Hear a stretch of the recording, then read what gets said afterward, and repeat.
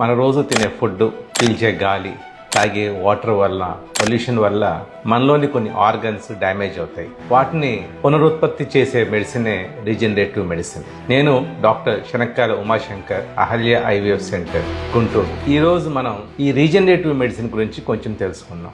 మనం తినే ఫుడ్లో కలుషితమయ్యి, మనం పీల్చే గాలిలో కలుషితమయ్యి, తాగే వాటర్ వల్ల కలుషితమయ్యి మనలో కొన్ని ఆర్గన్స్ డ్యామేజ్ అవుతున్నాయి. వాటి వల్ల సంతానోత్పత్తి తగ్గిపోతుంది.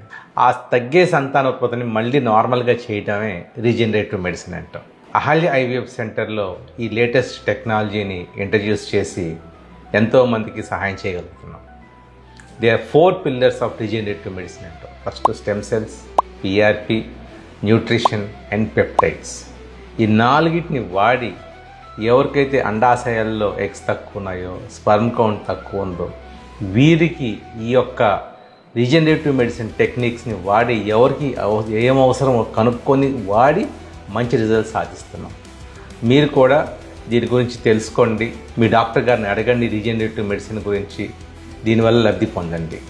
అహల్య హాస్పిటల్ గత 45 సంవత్సరాలుగా మీ కళను నిజం చేయడం కోసం ఎల్లప్పుడూ సిద్ధంగా ఉంటుంది. Thank you.